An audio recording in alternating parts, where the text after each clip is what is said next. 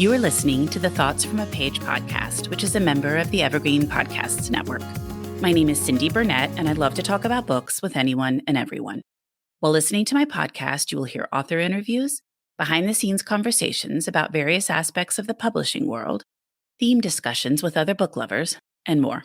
For more book recommendations and a complete list of all of my interviews, check out my website, thoughtsfromapage.com, and follow me on Facebook and Instagram at Thoughts From a Page. In 2022, I would love for you to join my Patreon group. I offer at least 2 bonus episodes a month and a monthly advanced read and pre-publication author chat. For those on Facebook, I host a special Patreon Facebook group where we all chat books. Thanks so much to those who already participate, and I hope you will consider joining us. Today, I am chatting with George Dawes Green about the Kingdoms of Savannah. George is the founder of the Moth, and he's also an internationally celebrated author. His first novel, The Caveman's Valentine, won the Edgar Award and became a motion picture starring Samuel L. Jackson. The Juror was an international bestseller in more than 20 languages and was the basis for the movie starring Demi Moore and Alec Baldwin. Green grew up in Georgia and now lives in Brooklyn, New York. I hope you enjoy our conversation.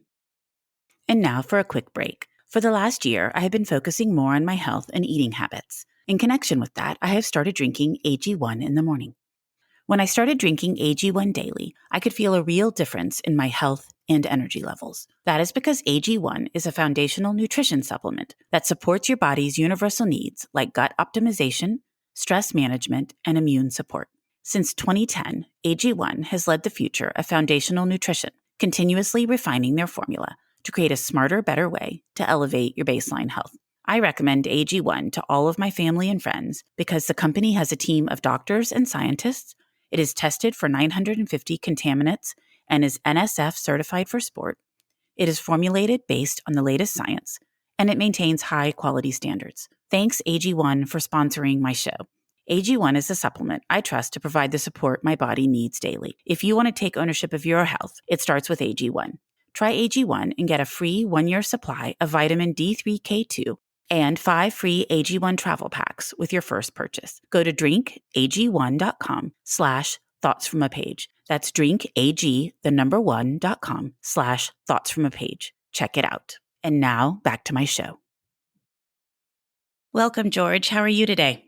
I am great. I'm here in Brooklyn, and it's a little moist today and a little hot, but really it's a beautiful summer day. I'm in Houston, and I bet it is a lot hotter here than it is there. I think it is. We've actually had the most glorious weather for the last week. It's really been like we had a little bit of June in July, so that was great. That is great. My daughter goes to school in New York City, and I just love visiting her. It's such a fun city. Sometimes it's fabulous. I am still in love with it after all these years. Well, I loved your book, and I can't wait to talk about it. What I usually ask authors to do is give me a quick synopsis as we start out for those that won't have read it yet. So can you give me a quick summary of the Kingdoms of Savannah, please? Well, very quickly, it's the story of a matriarch in Savannah, a doyen of Savannah society, Morgana Musgrove, who discovers that after her husband dies, she finds that he has left her little businesses. A lot of the wealthy folks in Savannah just have all sorts of little businesses that they accumulate over the years. And one of his businesses is a detective agency. And she's approached by a rather interesting client who offers her a tremendous amount of money if she will work for him.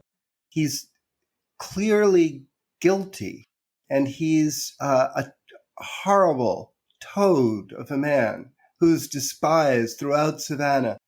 But for various reasons, she takes the case and then inveigles her large dysfunctional family, her children and grandchildren, all of whom despise her and are also in awe of her. But she inveigles them to help her in this case. And so it's a story of a big dysfunctional family in society, and it's a story also of the character of the city. And you're an 8th generation Savannian, is that correct? Yes, I am. Yeah. That's a long time. Yeah. My great, great, great, great, great, great grandfather, his house is still there on Habersham Street. And this old colonial house that he built. I didn't grow up in Savannah. When I was a little boy, my dad was moving from weekly newspaper to weekly newspaper, and we were bouncing around towns in the north for years. And so we didn't come down to Georgia till I was 11 years old, when my mother, who was the real Georgian, insisted that she had to come home. And so we went to Brunswick, which is about an hour south of Savannah. But my mom's always considered Savannah to be our capital city.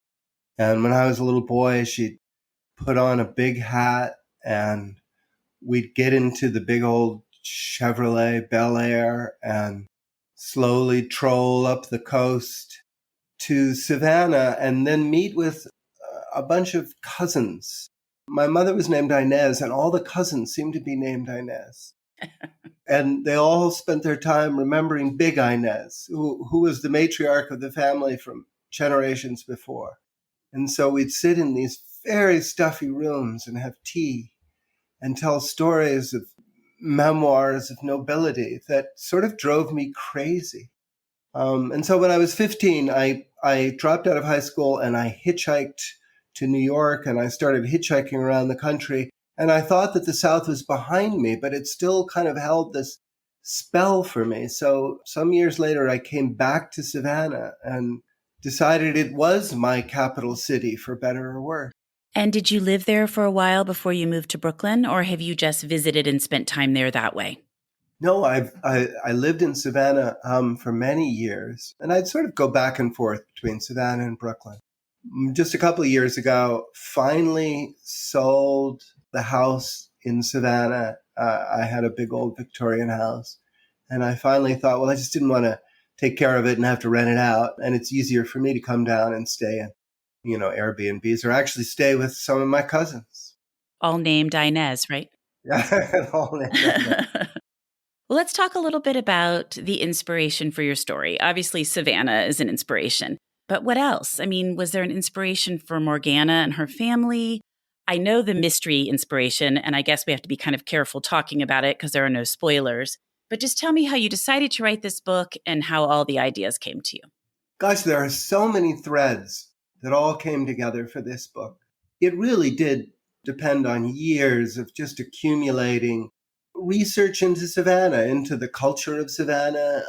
I had so many friends in Savannah. I spent hours and hours in the Georgia Historical Society just reading about a city in which some of the stories come down through the generations happily, and a lot of stories just don't make it.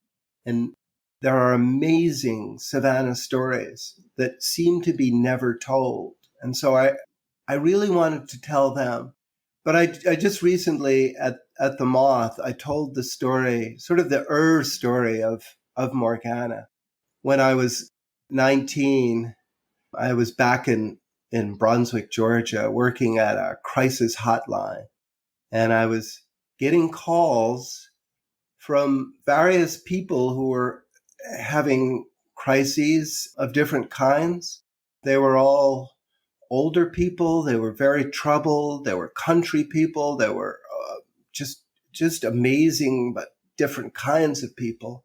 And so, it's kind of a long story, and I won't tell all of it, but I just want to say that I finally discovered that all of these people were actually one person. Oh. One 17-year-old girl lived in just a little tiny town in South Georgia called Surrency, which is really just there are a couple of blinking lights in town, and that's about it. There's a holiness church and a Pentecostal church and a gas station. And there she had grown up, and she was just bored to death. So she had created these characters and created these voices. And, after the crisis hotline period, I never saw this girl again. But I'd always wondered what had happened to her. And somehow or another, I kept sort of wondering about her. And then I created the character of a Savannah doyenne who is clearly old money Savannah, but we begin to understand as the book goes on that she has another past. And she's really based on that girl, who I call Tara in my Moth story, but that's not her real name. But you know what I'm hoping is that if the Moth story goes on the radio next month, that the original Tara might approach me. This has happened sometimes when I tell Moth stories, it goes all around the country, and then somebody will say, well, I know this original person, because I would love to see her again. It's just amazing because Georgia is filled with these original, fascinating people who don't really have the opportunity to become artists. Tara, I never imagined she had the opportunity to leave Surency. That happened a long time ago. I mean, a young woman today who is that original could get out, but in those days you couldn't get out. Absolutely. Yeah. So anyway, I have imagined her as the story of Morgana Musgrove. So a couple of things about that. One, let's talk a little bit about the Moth really quickly. It's the 25th anniversary, and I'd love for you to talk a little bit more about the Moth and what it is and how you started it. And then after that, I want to hear more about how you figured out that Tara was the person calling in as all of those other people. Okay. Well, first, I will say that the Moth, I did start it 25 years ago in my living room in Manhattan. It was just after the Juror got published, and it had been very successful. And I was sort of looking around for another project, but I had been thinking about this for years, the idea of bringing folks together just to tell stories with sort of the rule that the stories wouldn't be interrupted. The problem in New York is that there are all these conversation vultures at those parties in New York. And so just as you're starting some story, you're three sentences in, and you get interrupted. And I just wanted to create a space where the true raconteurs that I knew were in New York City could tell their stories. So I had the first Moth 25 years ago, June 6th, 1997, and in my living room. And I just was lucky to have lots of really interesting friends. And so then we started to go out to bars because I need to get folks out of my living room. But the Moth just took off right away. It's amazing that there had never really been a venue like that. And once people began to think about the idea of gathering people to hear stories, just personal, unscripted stories, the kind of stories that people have always told, in their kitchens or around campfires. But to just bring folks together and tell those stories on a stage had never been done before, but it was suddenly just everybody wanted to do it. And now there are really Moths or Moth clones in every major capital of the world.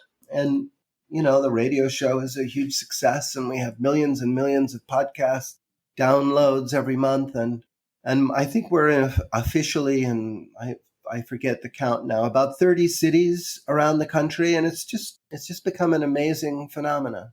I think that's such a wonderful idea. I love hearing stories, and I think that it's fascinating that you decided to do that. And then obviously it was very well received if it's all over the place and you've got so many downloads, and everybody else must love to hear stories as well. Yeah, everybody loves stories if they're well told. I remember one of the great inspirations for the Moth was listening, I think it was 82, I was listening to the Dick Cavett show. And Richard Burton came on, and Cavett had begun to do this new thing, which I just thought was, incredibly bold of him. He would just let people go.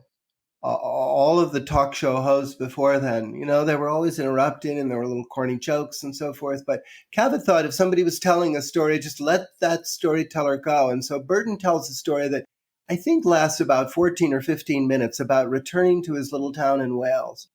And that show had such a profound effect on me because the story is absolutely riveting. And by the way, you can find it on YouTube. Just look up Cavett and Dick Cavett and Richard Burton, and that had sort of gotten into my head, and just a bunch of things like that. But when stories are beautiful, when there's a true raconteur, they can sweep you away in a way that no other art form can. So when we have great storytellers, when Edgar Oliver tells one of his classic stories on the Moth, or when Edgar Oliver comes on tour with me and we're out in the middle of nowhere and an audience, you can't hear a pin drop. People will time their breathing so that they don't miss a word. It's really a supernatural experience.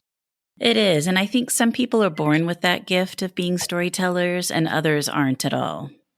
Yeah, true. There's also, I'm glad that you brought that up, because I also think there are lots and lots of terrible storytellers. There are. So that's why sometimes you're like, okay, just move along. I really don't need to keep it so quiet that a pin could drop, because the story should just be wrapped up. It's wonderful that you're finding the good storytellers, so not to knock on the others. Well, I'm dying to hear about Tara and how you found out that it was one person. Well, that story will be on the Moth radio soon, and I guess you'll hear all the details. I kind of feel like I don't want to spoil that, because it's Okay. it's really a kind of a complex story of how Tara finally came clean. And it was really a breathtaking moment for me, because I recognized that Tara, who never read a book and only seemed to be interested in, the TV shows that she could get out there in Guernsey, Georgia, but that she had a rich imagination, much richer, I thought, than my own, and a much better grasp of Southern characters. And she kind of taught me what Southern characters were. I didn't feel that I knew these Southern characters at the time, even though I was surrounded by them. I just hadn't quite been able to make that particular leap. And it was something that Tara taught me. So I really, really want to find Tara again. If you're out there, Tara, if you're listening to this, just please get in touch with me. And I'm sorry that I'm calling you Tara. I know you would have come up with a much better name. The whole story will go full circle if she shows up.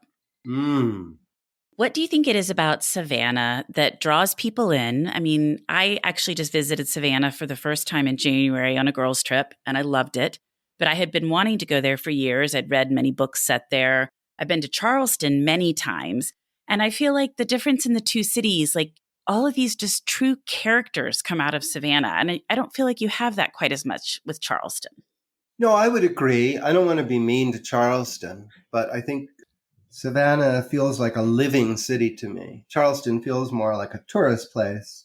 Savannah has a lot of living industries, and for years and years, the creative people have gone to Savannah. It's just a gorgeous, gorgeous city. I think it's one of the most beautiful cities in the world. James Oglethorpe, who founded the colony of Georgia and was a brilliant man.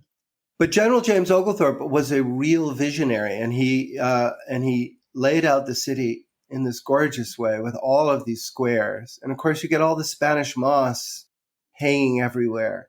And there's the wharf, which is still lively. And there's always a sense that things are going on there. There's a bit of a tourist district now, which is, unfortunately, has just been overrun with ghost tours. But there's always a sense that Savannah has a lot of vibrancy and people really want to live there. And while I sometimes think it's the most evil city in the country, I also think it's the most fascinating and the most vibrant. And I feel that I am forever a Savannian. I was thinking a lot about Savannah before this interview because I think it is absolutely stunning. I loved visiting. I thought it was beautiful. I actually did a ghost tour.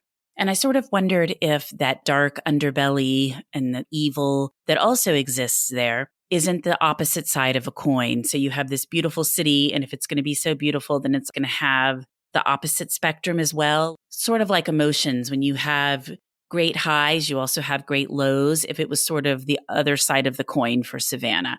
that if you're going to have these beautiful, gorgeous places, they're also going to have this dark side to them. I don't know. What do you think about that?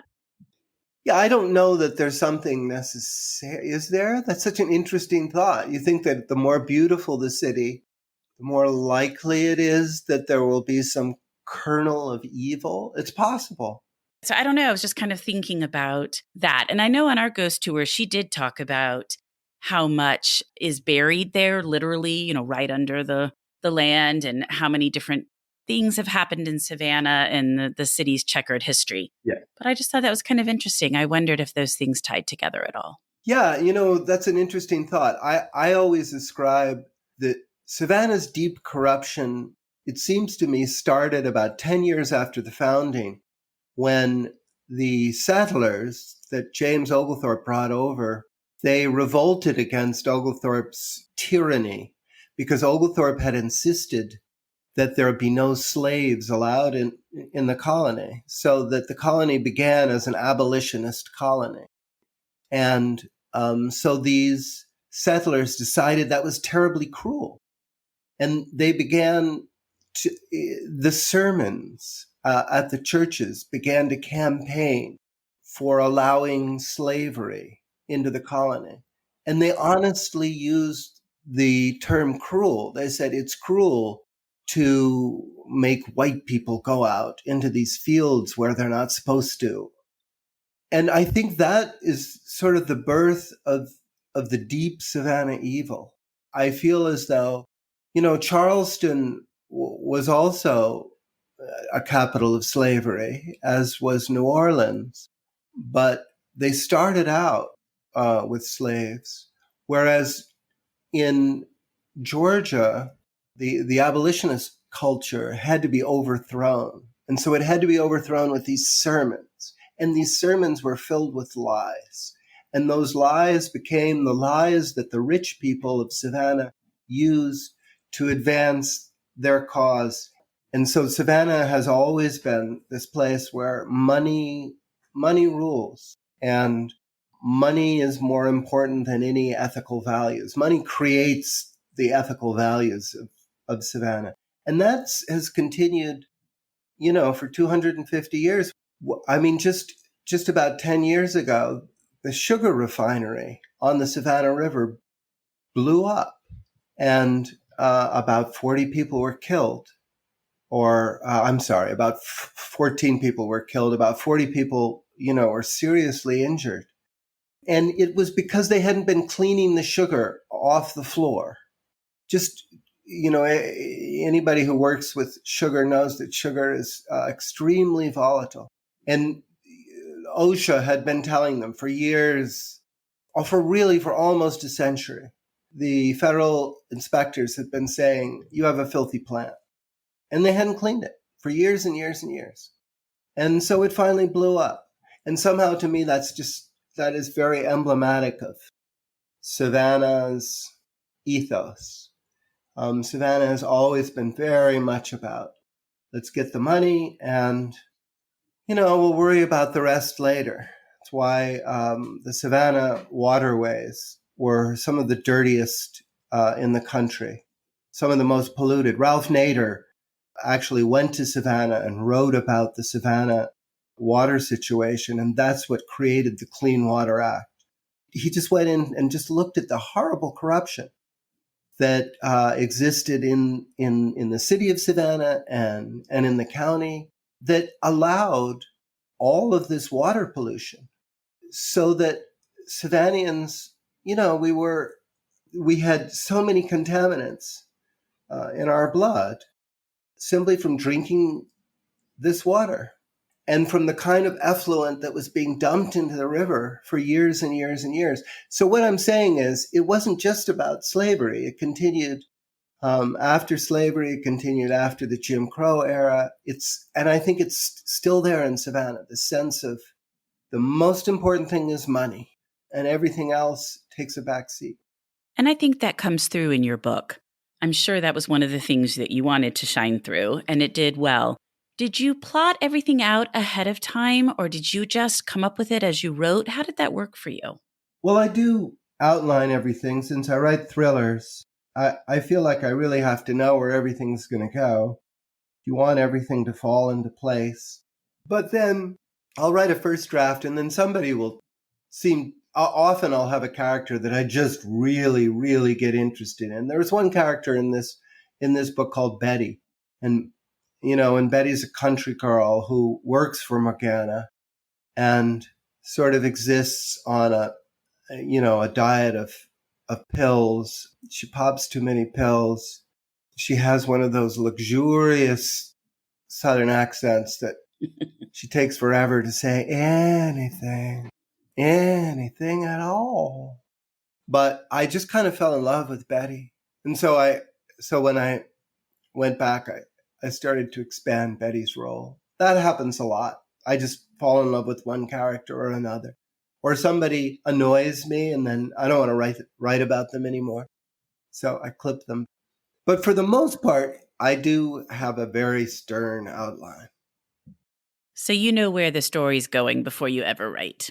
Yeah, I mean, I can change it, but I generally find that the best rule is to know where you're going with a thriller, because you want to pop all these surprises. And, a thriller, you have to kind of move along. There are going to be people who will be dying along the way. And so you don't want a lot of people to die all at once.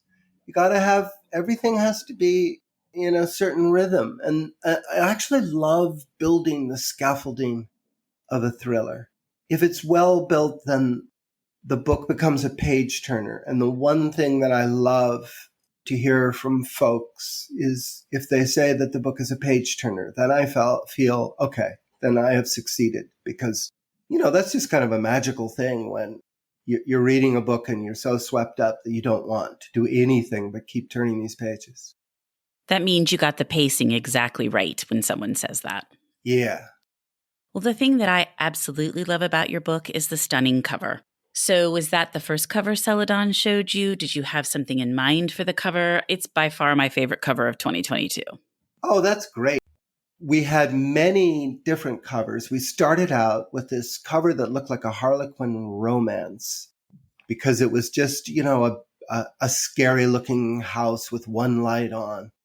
And no, that clearly wasn't it. And, we tried a couple of other covers, but we couldn't find any that really seemed to grab the essence of this book, which is a pretty, unusual book with, it's not easy to encapsulate. And then we went out to a great artist named Will Staley, who came up on his own. He read the book and he loved it, and he came up on his own with this image of a rather ponderous looking chair floating in the middle of a swamp, but not floating. It looks like it's sort of there in the swamp, like anyone can go and sit there.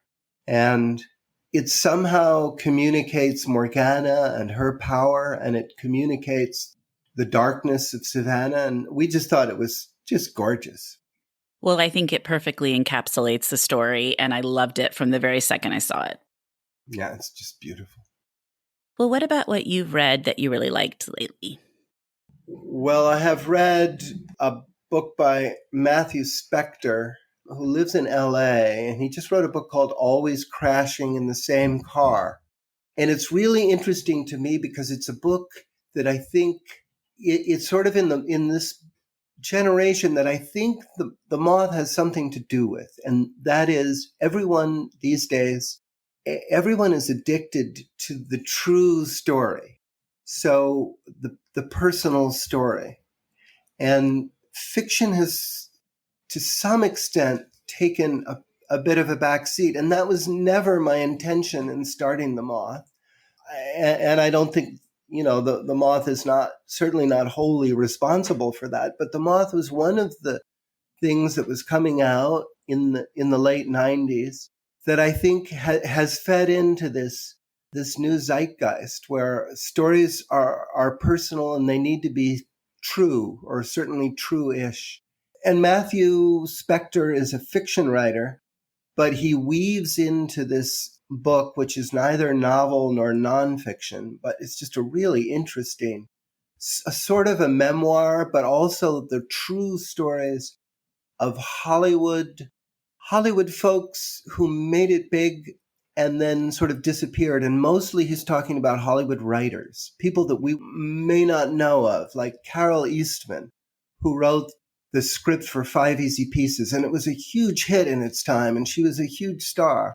And then she's disappeared. And Eleanor Perry, also a great screenwriter, also sort of vanished. And Tuesday Weld, the actress who had been just, this powerful actress, but was sort of eaten up by drugs and fame and everything that Hollywood does. So at any rate, he mixes all of this in with the story of his own feeling of dissolution, and it makes for just a really beautiful and completely creative mix. Neither novel, as I say, nor nonfiction. Matthew Specktor, always crashing in the same car. I love that title. And that sounds like a fascinating book. I've not heard of it, and I'm going to definitely have to look it up. It sounds like it'd be an intriguing read. Yeah, it's great. Well, George, thank you so much for joining me today on the Thoughts from a Page podcast. I can't wait to listen to the episode of The Moth about Tara, and I can't wait for everybody to read The Kingdoms of Savannah. Thank you so much, Cindy. My name's Adam Sokol, and I'm the host of the Passions and Prologues podcast. Every week, best-selling authors like Jenny Jackson, Rebecca Mackay, Lisa Scottolini, or Brad Meltzer come on to my show to talk about, yes, their new books, but more importantly, the things that they're crazy passionate about. We've talked about the Muppets, powerlifting, traveling, gardening, home improvement, and so much more. We dig into why these things are their passions, how they inspire their writing, and where they came to fall in love with these random assorted things. Be sure to subscribe to the Passions and Prologues podcast wherever you get your podcasts, and check out evergreenpodcast.com to learn more. Thank you so much for listening to my podcast. If you like this episode, and I hope you did, please follow me on Instagram at Thoughts From a Page. Consider joining my Patreon group to access bonus content and support the podcast. Tell all of your friends about the show and rate it or subscribe to it wherever you listen to your podcasts. I would really appreciate it. The book discussed in this episode can be purchased at my bookshop storefront, and the link is in the show notes.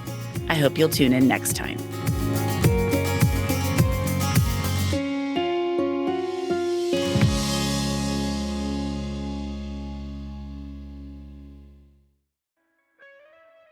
Hear Her Sports is a podcast for everyone who loves stories by and about women striving to improve and make a difference in their lives. I am your host, Elizabeth Emery, a former professional cyclist. In every episode, I introduce a female athlete or woman in the business of sport through a thoughtful conversation about who they are and the terrific work they're doing.